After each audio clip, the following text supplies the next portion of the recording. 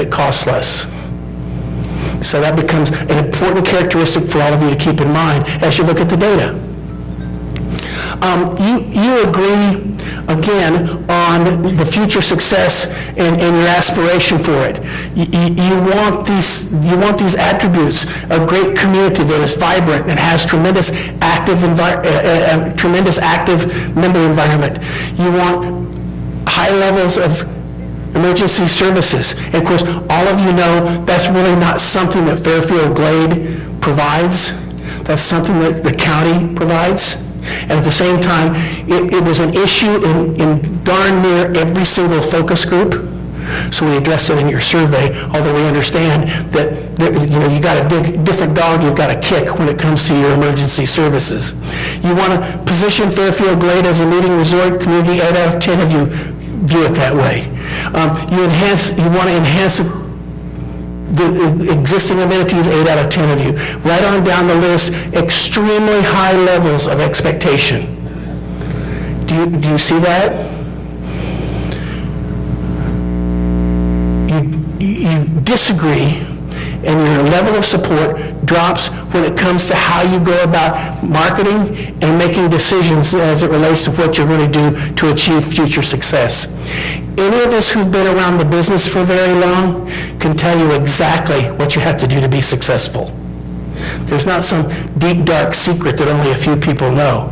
It's very standard knowledge. But when it comes to attracting new members, and the fact that that's going to bring with it the inevitability of future increases, just under 6 out of 10 of you find that to be an attractive possibility. And by a similar comparison, when it comes to making those kinds of decisions that are in the best interest of the community, you're back to that same 6 out of 10 who have confidence in your board to make those decisions. So that becomes a factor that says to your board, to your management team, we've got to redouble our efforts to be sure everyone knows what's going into decision making, to know how thoroughly we're researching our options, to know how carefully we're measuring every possibility that's available to us. Because we want people to have that same 8 out of 10 or greater level of confidence that we are being diligent, that even though we're unpaid servant leaders, we're still trying to get this right for our benefit as well as everyone else. It's important for you to keep that in mind and to understand where that disconnect takes place. When it comes to money, what we find is there's widespread agreement on how you want your future capital needs to be met and how you're going to align those with your strategic direction. Overwhelmingly, you understand that you have to plan for future dues increases. This one's a little bit confusing because it's a negative question, so disagreeing it becomes a positive. But at the end of the day, what it says is we understand that in order to have the kind of amenities we want, we're going to have to spend some money for that. That's the clear takeaway on that. And then almost, 7 out of 10 of you believe that Fairfield Glade should acknowledge that ongoing capital maintenance and improvement requirements will make the club less affordable for some people. And that's a reality. 8 out of 10 of you get that. Roughly 20%, 22% of you disagree with that. And that's going to be a point of real consternation in the community until your board, your management team, everyone can do an effective job at making it known this is the community that we live in. These are the standards that we have set for ourselves. These are the expectations to which we're holding ourselves. And therefore, that's what it's going to cost us to have the community that we want. That becomes a vitally important issue. You're going to see in a couple slides, there was a high level of expectation expressed in several different questions in your survey around the idea that we need a trustworthy long-term plan. We can't be making this up as we go. We can't be trying to imagine things and then find the money for them. We need to develop a good overall plan going forward. So as you think about that, what you see is 96% of you want to see infrastructure planning and budgets that go along with that. Almost 9 out of 10 of you, 87%, want capital decisions made based on a formalized long-term plan. And again, you're wanting to be sure that your strategy and financial planning anticipate and prepare for the future. No one who responded to this survey, save roughly 14%, expect that there's going to be a shoot from the hip, fly-by-night approach to anything with regard to strategy or finance. That should not come as a surprise to you, and I suspect it probably very much indicates your own viewpoints on this issue, given the high level of proportionality. I want to be sure, before I move past this, to emphasize, in our work in communities with diversified and robust amenity profiles like Fairfield Glade, these response rates are extraordinary. Getting 6, 7 people out of 10 to agree on some of these key issues in many club communities is commonplace. That you have response rates that are so high, again, represents to me tremendous alignment, represents for me tremendous optimism for the future of this community, because you're so aligned in your expectations. And that's really important. I believe that you live in a community where you hear a lot from a small group of people who would be in the percentage of the 14, 13, or 4% who disagree on these points. But that seems to be that minority that makes the most communication noise. You want to, by the way, this was pointed out to me earlier today. This is a 1952 calculator. So, I'm not going to say who recognized that it was a 1952 calculator, but B, that's been pointed out, and it was something I didn't know when we chose the photo. How do you get your hands on more money? Well, all of you are sitting there going, well, I know how we're going to get more money. We're going to tap B for it. I'm going to have to come up with that money. And the fact of the matter is, what we're seeing in a lot of communities like yours is debt becomes your friend. Especially if your average age is 66 and higher. All of us who get to a certain point in our lives say, I don't want to owe anybody any money for anything. Does that sound familiar to anyone here? We become debt averse in the extreme until someone shows up and says, actually, debt is your friend at Fairfield Glade. Because if you're late 60s or 70s, you're only going to have to service that debt for a certain period of time, and then someone else will be responsible for it. You hadn't thought about that, had you? So see, you already got your money's worth. The fact of the matter is, at 1.5%, 2% prime rate, this is a good time to be developing a debt strategy for your community. Now, again, this is not advice to, okay, so just go get some good debt. That's not the point. The point is develop a comprehensive strategy. Determine for each component of it, how will we finance it? Some of that will be dues increases. Some of that may be capital dues. Some of that may be debt. What we're seeing in most communities like yours, it is the hybrid of all of the above that's most attractive to most people. Because again, it becomes plannable. It becomes the kind of thing where no one gets caught short and has to scramble at the last minute to try to find the money that they need to remain a resident at Fairfield Glade. So that becomes really important. And what's an important statistic that came out of your survey was this understanding that 66% of you, almost 7 out of 10 of you, understand that certain of your amenities are going to have to be subsidized by dues. You're all members of the club.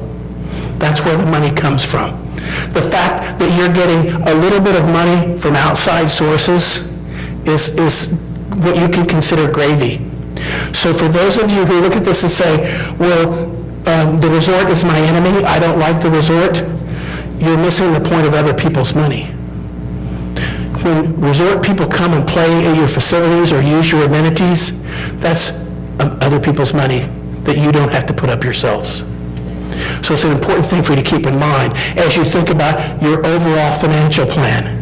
Because then, just like debt can become your friend, so too can visitors become your friend. And furthermore, those visitors at some point may just become your neighbor and your fellow member. So you have a real self-informed interest in seeing that those visitors feel welcome and a part of your community. The best thing that could possibly happen for you, and I hope it goes from my lips to God's ears, is you get a long list of people who can't wait to come into Fairfield Glade and pay a premium for the privilege of living here. You know, it's like San Francisco where you list your home for $2 million and somebody shows up the same day and says, I'll give you 2.5 cash. I hope you have that problem. I hope you live in a community that is so desirable that lots of people want to be in it, because then you will have really done something special with your tenure here. You're satisfied as it relates to important metrics that we see in club communities. Again, these high 80% satisfaction levels, very high. Very high. On this first one, are you happy that you own property? Normally, that rate is a point less. It's high 7s in communities like yours. Normally, would you recommend the club to others? Here's where you see the damaging effect of the negative energy that I experienced in your focus groups. Because normally, over 9 out of 10 people want to recommend where they live to their friends or old neighbors or business associates. So the erosion from the low 90% to the high 80% figures on this recommendation is a result of the damaging effects of people saying, I really love it, this is great for us. I just don't want to invite anybody down here and have them experience what we're experiencing right now. That's bad for business. Remember when I told you that disharmony costs you? There's living proof right there of where you can see that rippling through.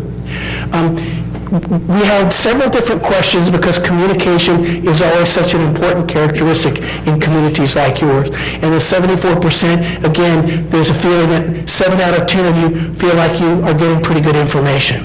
Now, I'll just tell you, later in the survey, we also ask a question about by what means do you prefer to be communicated with? And overwhelmingly, I think it's 9 out of 10 of you are saying email. That is going to change. That will progressively become more and more social media. How many of you guys in the room have a Facebook account? Well, good for you guys. Wait a second, those were women who had their hands up. Okay, how many of you women set up a Facebook account for your husband? Okay, well, that's pretty good, you guys. Well done. The fact of the matter is social media is your future means of communication. You'll see that more and more. Fairfield Glade is on a generational cusp, and that communication change will come slower here. Because there's so many of you who are relying upon email, you're comfortable with it, you know how to use it, and frankly, it's a very cost-effective solution for management and the board because they can be in touch with you without it costing a lot of money to produce fancy graphics and things like that. So that's a good thing for you. And as time goes by, what you're going to see is that evolution of change. Just like we have friends, all of us do, who would say, don't send me some stupid email. Can you just make me a photocopy of the calendar and I'm going to magnetize it to the refrigerator like I have for the last 30 years? You guys all know who that person is. And we've migrated away from that. We're going to migrate through the email generation as well. I want you to see the high satisfaction ratings as it related to how much of you feel comfortable and positive about your experience at Fairfield Glade. That's important. The only area that significantly fell short of your expectations is dining. See heads nodding there.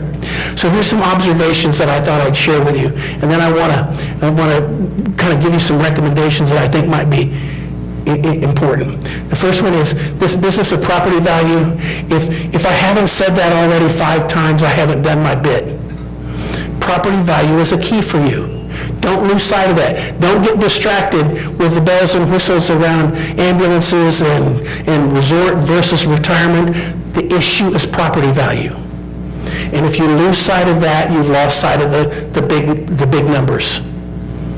You're moving the chairs around. That's all you're doing. So keep a focus on what matters most. Your divisiveness is damaging your property value. You must correct that. You must make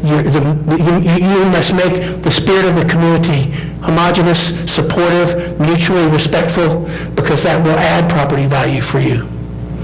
I experienced several people who were impassioned, frustrated, and they felt that they were not being heard. They felt that they were not being respected. They felt that they were not being understood.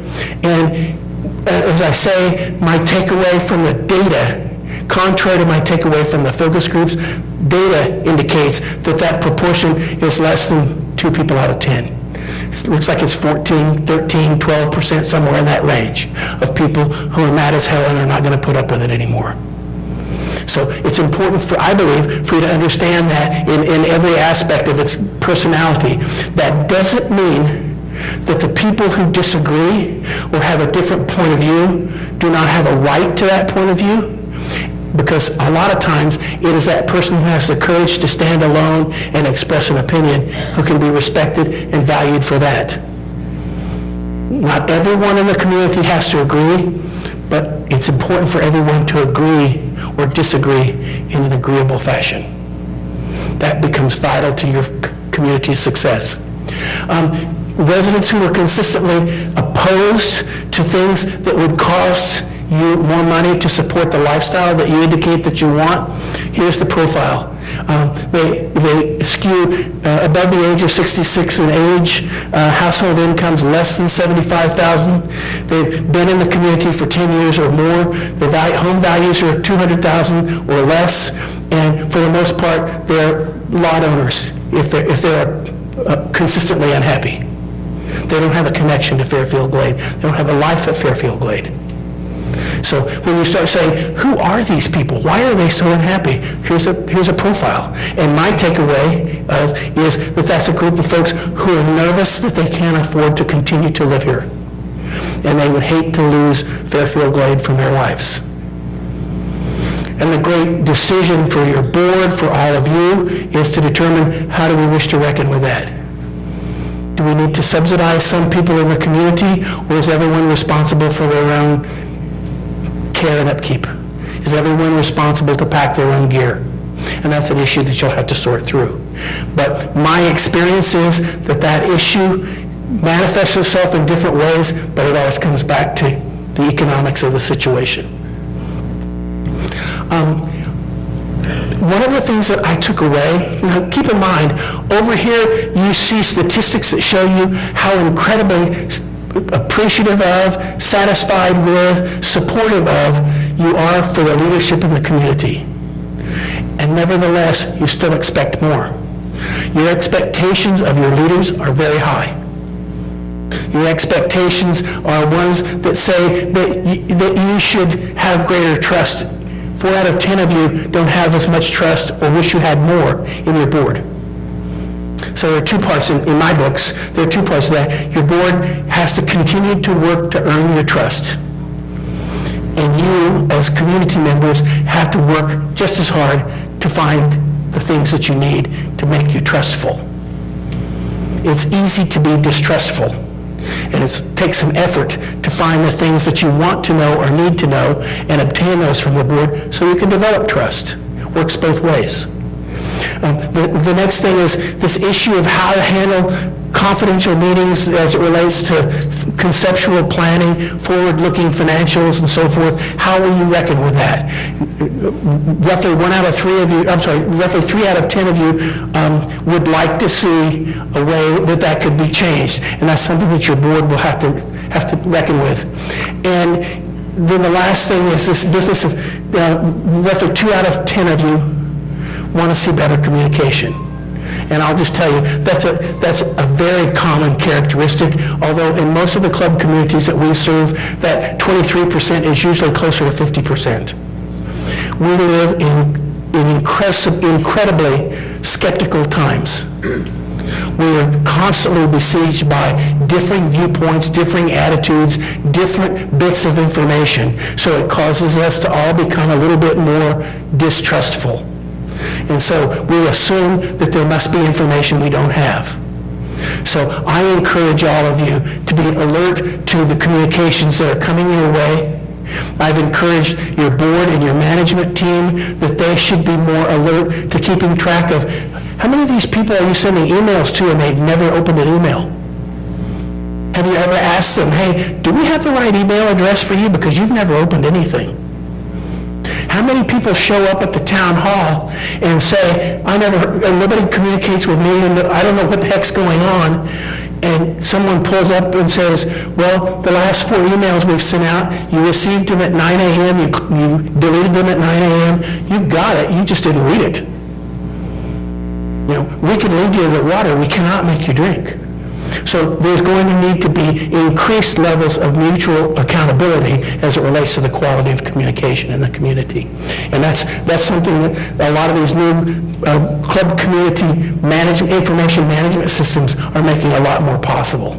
But anytime you have people who are routinely not participating in communication, it begs the question, why not?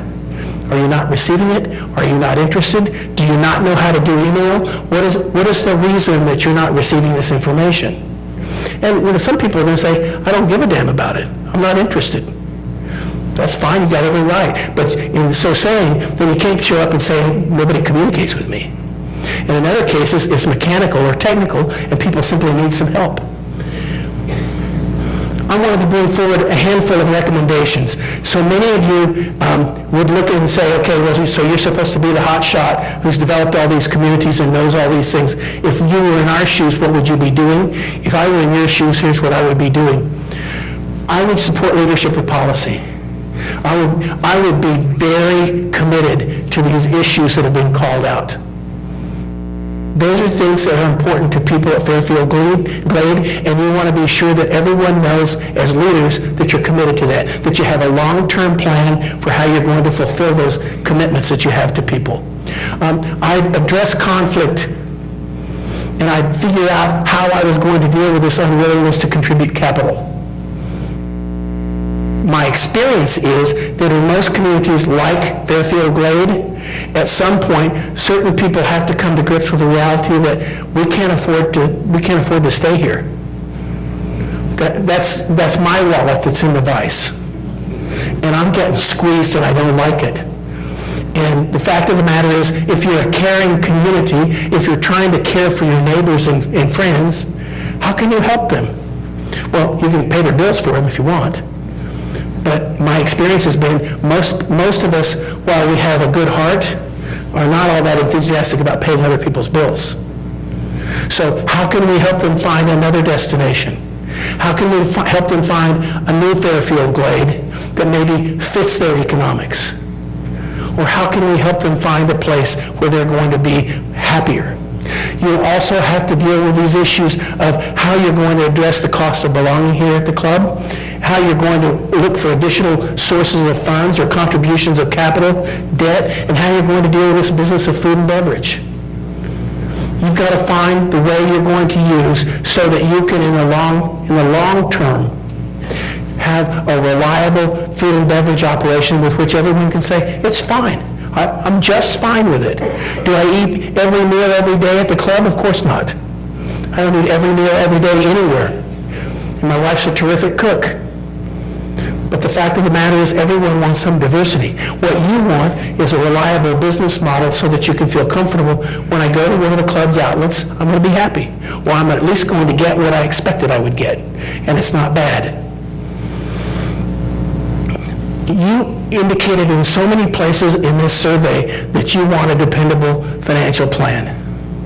Overwhelmingly, that's your message. And your board needs to take that and develop just that in the context of a strategic plan that leads into a trustworthy annual business plan. Those are the things that you need to have so that you've anticipated how do we replace every one of our assets. One of the dirty little secrets about golf clubs is they have an insatiable appetite for capital. They never stop needing money. So if you don't get everything on a schedule, if you don't get everything planned out, it's no different than your home. I'm going to buy a washing machine, it's going to last 11 years. And if I'm lucky, maybe we'll get 12 or 13 out of it. I'm going to buy a dishwasher and it's going to last 7 years. And if I'm lucky, I can get a little bit more out of it. But everything has a life cycle. And so too is that at a golf club. So as you think that, plan that, you can start to develop strategy and financial planning so that you can sustain that and everyone can feel comfortable that they can depend upon things. And then this last bullet is how will we renovate and do new things that keep Fairfield Glade interesting to us and make it something that we want to be a part of as long as we can be. This issue of affordability is evident everywhere. Let me take that back. There's a club in Georgia. They have a golf tournament every year you maybe have heard of. They don't worry too much about affordability. But pretty much everywhere else, everybody worries about affordability. Every community, every person, everyone's paying attention to what does it cost me to be here. And that's no different at Fairfield Glade. So you have to have a comprehensive plan for how you're going to do that. It certainly is available to you. You certainly, from the people I've met, you have plenty of bandwidth intellectually to develop these plans and execute them in a trustworthy manner. And I think that's, if I were in your shoes, that's the thing that would make me highly optimistic. You have some deferred maintenance problems that you have to catch up with. And those are things that you just are going to have to deal with. And there won't be a one-size-fits-all solution. You'll have to work your way through each of those problems a little bit at a time. So those are the carryaways, the lessons that I feel that we have learned. And I have allowed, 15, 20 minutes for us to have discussion if you have any questions you'd like to throw at me. There are microphones at the back of the room, so please feel welcome to go to them. Maybe you might introduce yourself to everyone with your name and maybe how long you've lived here at Fairfield Glade, and I'll do my best to answer your question. I encourage you,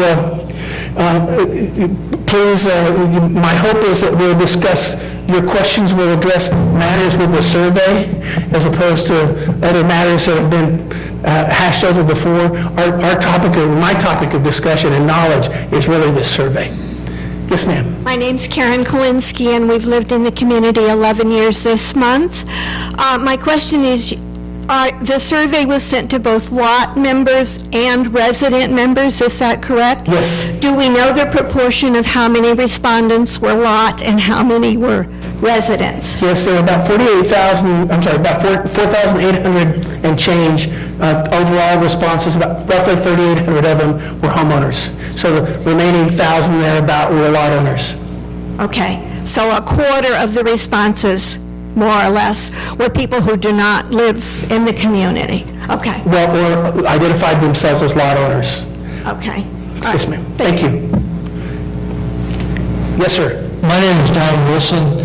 I've lived here for 4 years now. And the first question I want to ask is, who hired you? I'm just doing this for fun. That's what happens in Fairfield most of the time. I'd like to understand how this process evolved to start with. Since we have all of these people, and there's corporate people here that have run major corporations, and it amazes me that we got to have a board that has to say, well, we got to pay this for a survey and that one for this and that. So that's my question is to you, who did hire you? Our firm was hired by your board, and I believe that we were hired because we demonstrated a proficiency at being able to function in master planned, age-targeted communities and be able to develop an independent and objective interpretation of the data that we collected. I think that's why we were hired, as opposed to if you use an internal resource, and believe me, I met a lot of people who are highly capable of doing what we have done, but no matter what they did or what the outcomes were, those would have been interpreted as, well, that's so-and-so, he's got an agenda, well, that's so-and-so, he's a golfer. So they lose their independence, and that loss of independence damages the credibility of any of your neighbors who might be brilliant in finding those solutions. But is this going to be a justification to assess every homeowner here to support the food amenities here, like they do at a golf country club? I mean, is that where we're going, is one of the reasons? So we hire somebody like yourself, which you did an admirable job. I mean, I totally understand it. And I think everybody in this room already knows everything that you've just said to us, because they expressed it to you in the first place. But I want to know is, are we going down a road here where, okay, the Legends doesn't, nobody's showing up at the Legends, nobody's showing up at Stonehenge, yet Reds is booked full, Manny and Isabella's is booked full, Spike's is booked full. How do other independent restaurants be able to make it here when we can't make it ourselves? And I'm beginning to get the feeling that what we're seeing here is your justification for this board to assess us to support the food amenities in here is one basic problem. Ty, I appreciate that. I'm going to have to call time out. I'm not sure there was a question in there. But I heard your statement, and we're here to discuss the survey. My charge is not to persuade anybody for any agenda other than to have great information. So that's a conversation, and your question and comments are ones for your board to address on a different day. Well, that would be well and good. Is there any possibility through you, sir, that you could... Ty, I need to give others a chance to speak. I understand